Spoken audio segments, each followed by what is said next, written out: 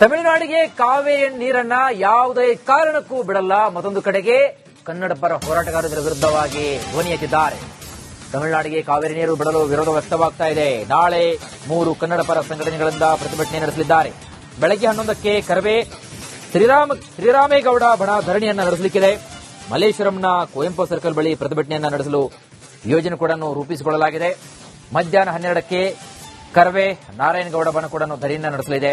Freedom ಪಾರ್ಕ್ನಲ್ಲಿ ನಡೆಯುವಂತಹ ಕರವೇ ಪ್ರತಿಭಟನೆ ಎಲ್ಲ ರೀತಿಯಾದಂತಹ ಪ್ಲಾನ್ ರೂಪಿಸಿಕೊಂಡಿದ್ದು ನಗರದ ಮೈಸೂರು ಬ್ಯಾಂಕ್ ಸರ್ಕಲ್ನಲ್ಲಿ ಪ್ರೊಟೆಸ್ಟ್ ಅನ್ನ ಮಾಡಲಿದ್ದಾರೆ.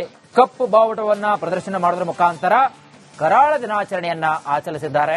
ಪ್ರಮುಖ ಕನ್ನಡ ಪರ 3 ಸಂಘಟನೆಗಳು ತಮಿಳುನಾಡಿಗೆ ಕಾವೇರಿ ನೀರನ್ನ ಬಿಡಲು ವಿರೋಧವನ್ನ ವ್ಯಕ್ತಪಡಿಸಿರುವ ಹಿನ್ನೆಲೆಯಲ್ಲಿ ಯಾವುದೇ ಕಾರಣಕ್ಕೂ ರಾಜ್ಯದಿಂದ ತಮಿಳುನಾಡಿಗೆ ನಾವು ನೀರನ್ನ ಬಿಡಲಿಕ್ಕೆ ನಾವು ಬಿಟ್ಟುಕೊಡಲ್ಲ.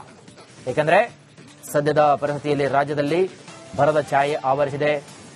ಅಂದುಕೊಂಡಂತೆ ಮಳೆ ಕೂಡ ಆಗ್ತಾ ಇಲ್ಲ.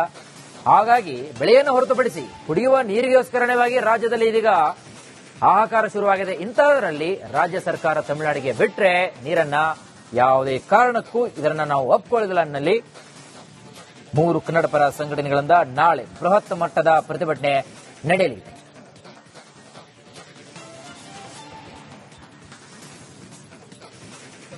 ಕಾವೇರಿ ನಿರ್ವಹಣಾ ಮಂಡಳಿ ತಮಿಳುನಾಡಿಗೆ ದಿನನಿತ್ಯ 3.5 ಕ್ಯೂಸೆಕ್ ನೀರನ್ನ ಬಿಡಿ ಅಂತ ಹೇಳುವಂತಹದನ್ನ ತೀವ್ರವಾಗಿ ಕರ್ನಾಟಕ ರಕ್ಷಣಾ ವೇದಿಕೆ ಖಂಡಿಸ್ತಾ ಇದ್ದೀವಿ.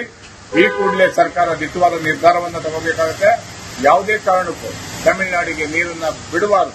ಇರುವಾಗ ನೀರನ್ನ ಬಿಟ್ಟಿದೀವಿ, ಇಲ್ಲದೆ ಇರುವಾಗ ಎಲ್ಲಿಂದ ನೀರನ್ನು ಬಿಡ್ಲಿಕ್ಕಾಗುತ್ತೆ? ಏನಾದ್ರೂ ಸರ್ಕಾರ ನೀರು ಬಿಟ್ಟಿದ್ದೇ ಆದ್ರೆ ಎಲ್ಲ